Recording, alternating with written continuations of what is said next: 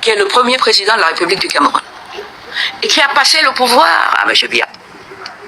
M. Biya n'est pas le seul érudit de Cameroun, il lui a passé le pouvoir, en montrant bien aux Camerounais qu'il a été, lui, du Nord, et qu'aujourd'hui il va passer le pouvoir à quelqu'un du Sud, pour que personne ne pense que le Cameroun est la propriété d'une tribu ou d'une région.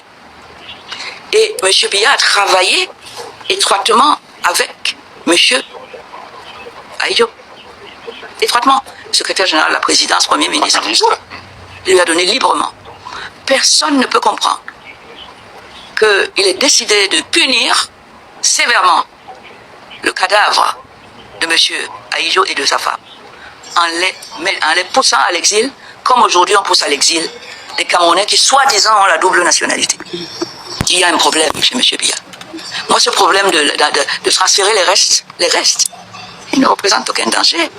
Sur sa terre natale, j'en ai parlé à plusieurs chefs d'État africains, je dis essayez de lui demander. Ils ont dit qu'eux-mêmes sont fatigués. Ils ont prié le peuple de les inviter tous. Fatigués de demander à Paul Biya. Fatigués de le demander.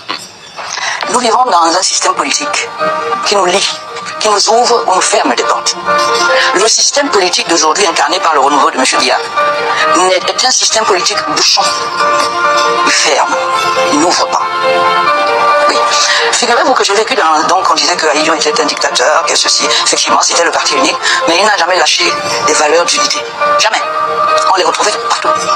Et il était le premier à les incarner, à les montrer comme étant des valeurs incontournables pour lesquelles il ne pardonnait à personne d'interférer.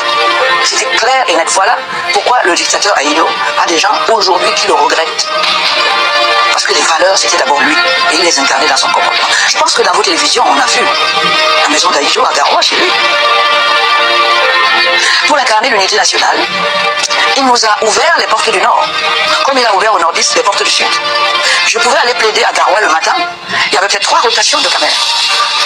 Et revenir plaider ici, dans des audiences qui se poursuivaient parfois jusqu'à 1h du matin. Il y a fait des rotations. Et il savait, le président Ahidjo savait, qu'il ne peut pas parler toc d'unité s'il ne met pas des communications, des connexions effectives entre les différentes parties du Cameroun. Aujourd'hui, on a créé des lycées, on a créé ceci. Et vous avez du mal à accéder à ces lycées, vous n'avez pas de route. Ta mère même a disparu. Je n'invente rien. Ce sont des signes qui montrent que actuellement, monsieur le président Biya, que j'ai adoré, il était adorable. C'est quelqu'un qui était premier ministre avec Ahidjo et qui était l'ange à côté du diable Ahidjo. Par son visage, ne prenant jamais la place de qui que ce soit, étant là, faisant son vélo, c'était quelqu'un de très accessible. Avec toutes ces valeurs qu'il tenait du président Ahidjo, parce qu'il était à côté. Comment il n'a pas pu faire mieux que nous, ce temps-là? Comment? On parlait du président Ahidjo en c'est un dictateur. Oui. Mais il n'est pas plus dictateur que celui d'aujourd'hui. Il avait une très haute idée du citoyen camerounais. On ne touchait pas au Camerounais quand il était là. On est les devants. Chaque Camerounais était un ambassadeur du Cameroun. Donc chaque Camerounais qui sortait, il s'impliquait lui-même pour que les choses se passent bien. Parce qu'il identifiait cette personne au Cameroun. Et Amadou Ahidjo, c'est quelqu'un qui nous disait la politique, c'est moi et moi seul. Ne se cachez pas pour le dire. Laissez-moi faire la politique, je vous mettrai les conditions nécessaires à votre épanouissement, en vous permettant d'être riche, de gagner de l'argent, de vous épanouir économiquement, de travailler. Ça, c'est moi. J'ai ce devoir-là de la vie. Mais vous ne vous mêlez pas de politique parce que c'est très compliqué. Et la période est très, très délicate parce que nous devons bâtir une nation. Ça ne sera pas facile. On fera l'omelette, mais on peut arriver à casser les œufs. C'était clair et net, je ne le cachais pas. Je n'ai pas je suis un démocrate, et puis demain matin, non, je ne suis pas démocrate politiquement, parce que la période ne me permet pas de l'être. Par contre, j'ai le devoir de créer les conditions pour vous gagner de l'argent. Vous voyez le chiffre, je l'attends quand il est dans le Camerounais, enrichissez-vous. Pas du tout illicitement, il n'était même pas question de penser à illicitement. Vous avez vu les anciens ministres, d'ailleurs, ils ont multimilliardaires avec des immeubles partout. Non, les détournements de deniers publics étaient très, très sévèrement punis. Vous avez vu la maison d'Ahidjo lui-même? Il y en a qui tombent en ruine, mais quand vous les regardez, aujourd'hui, vous verrez bien que c'était pas l'argent. Mais il a dit enrichissez-vous, c'est-à-dire que soyez heureux chez vous. Travaillez, gagnez de l'argent, c'est très bien, mais travaillez normalement. Et il ne s'adressait pas aux fonctionnaires, Les fonctionnaires ne se sont jamais trompés en pensant que quand le président dit enrichissez-vous, ça veut dire que c'est les fonctionnaires. Pas du tout. Tout le monde savait que ça s'adressait aux hommes d'affaires qui importaient des produits de concurrence, qui importaient et qui nourrissaient le pays. Voilà. Mais pas les fonctionnaires. Aujourd'hui, c'est les fonctionnaires.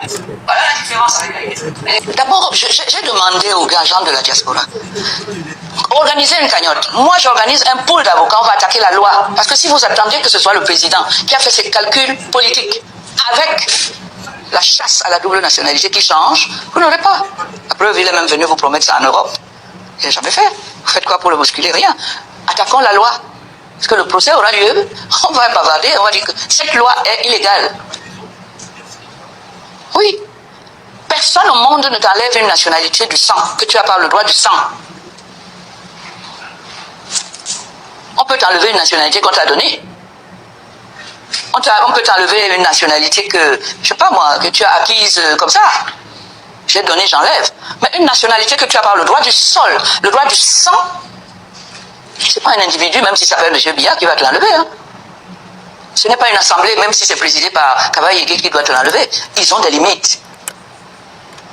Ils ont voté d'autres lois qui permettent d'anéantir la loi sur la double nationalité. Comment est-ce que vous pouvez comprendre la logique d'un système où le certificat de nationalité est donné par le président du tribunal? On est d'accord?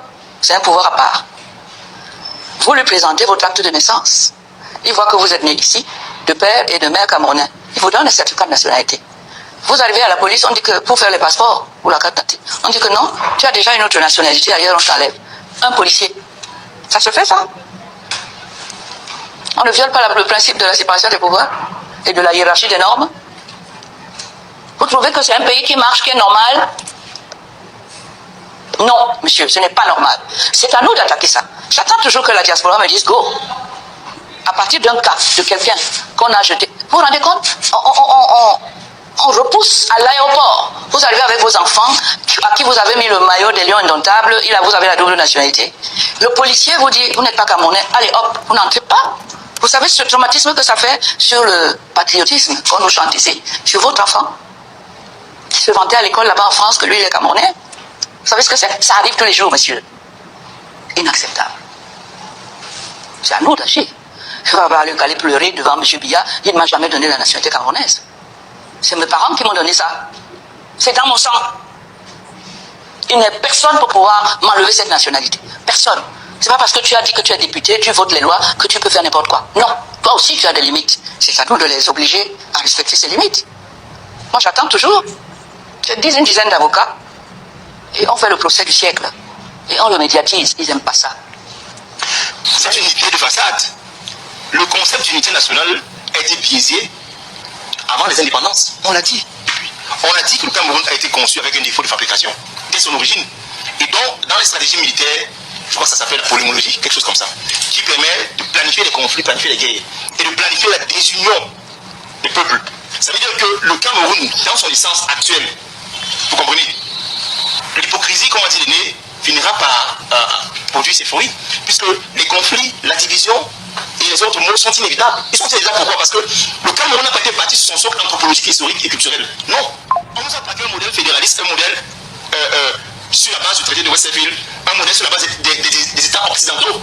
Je l'ai dit. Et donc les États que nous avons aujourd'hui ne sont pas des États qui reflètent notre identité culturelle, sociologique. Et c'est pour ça qu'on a du mal à régler les questions du tribalisme, de méfiance, de division. On n'a pas appris à se connaître. Et je suis d'accord, comme a dit tout à l'heure le docteur, si vous allez dans la rue, vous interrogez les Camerounais, ils ne se reconnaissent plus. Pour preuve, lorsque le chef de l'État prend en fonction, il faut toujours rappeler l'histoire. Il faut rappeler que dans cette histoire, il était à 28 ans directeur du cabinet civil.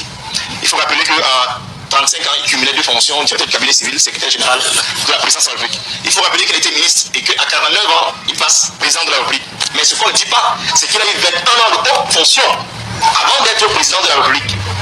Et il a passé 43 ans au pouvoir.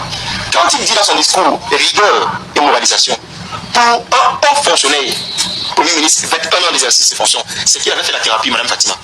Que effectivement, la thérapie d'un Cameroun émergent serait la rigueur. C'est quoi la rigueur? C'est l'absence de faux, c'est l'absence de vol, c'est la discipline, c'est la règle de droit qui permet la cohésion sociale. Il avait dit, moralisation, c'est quoi? C'est que c'est la lutte contre l'immoralité généralisée. En l'occurrence, la corruption premier chef, les détournements, le vol, le mensonge. Qui sont les mots qui commencent du sommet à la base? Bilan de course. Madame Fatima, nous sommes aujourd'hui 43 ans de gouvernance après, ou 53 ans d'unité nationale. Qu'est-ce qu'on constate? Mais écoutez, on constate que c'est l'inverse, c'est ce qu'il a voulu combattre.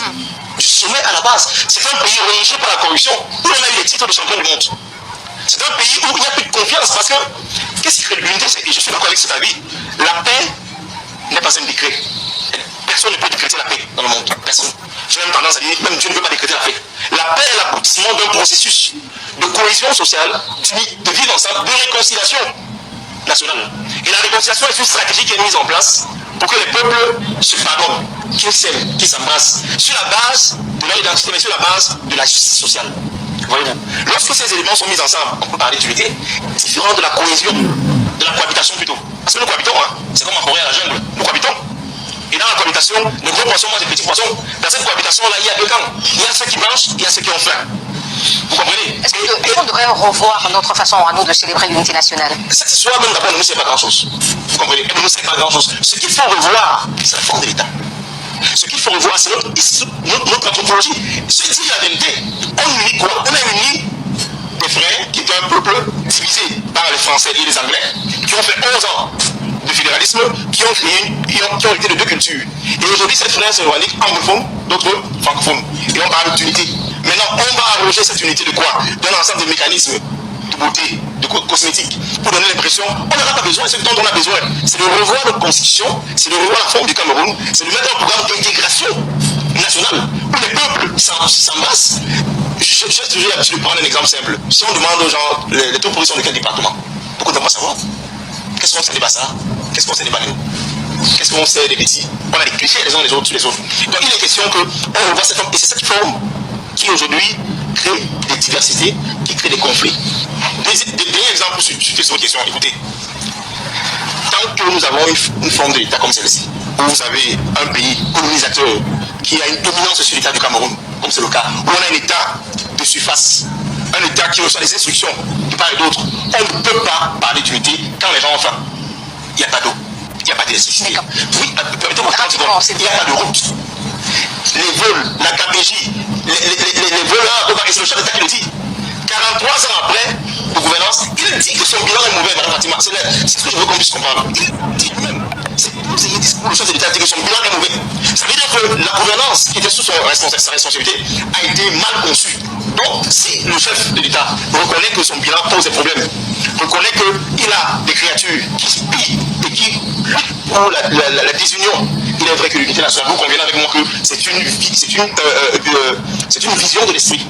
C'est un trompe-l'œil. On célèbre quoi? On célèbre un rituel qui profite à qui? Pas à nous les Camerounais. Parce que ce rituel-là, nous sommes embarqués dans un rituel dans lequel on a mis tout l'aboutissant et le 20 mai, quel est le bilan de tous les 20 mai? Merci beaucoup. Faisons le bilan des 20 mai. Le bilan c'est lequel? Monsieur, va permettre qu'on avance. Oui, vous savez que pendant 43 ans, le chef d'État n'a pas tenu un discours en anglais à ses enfants.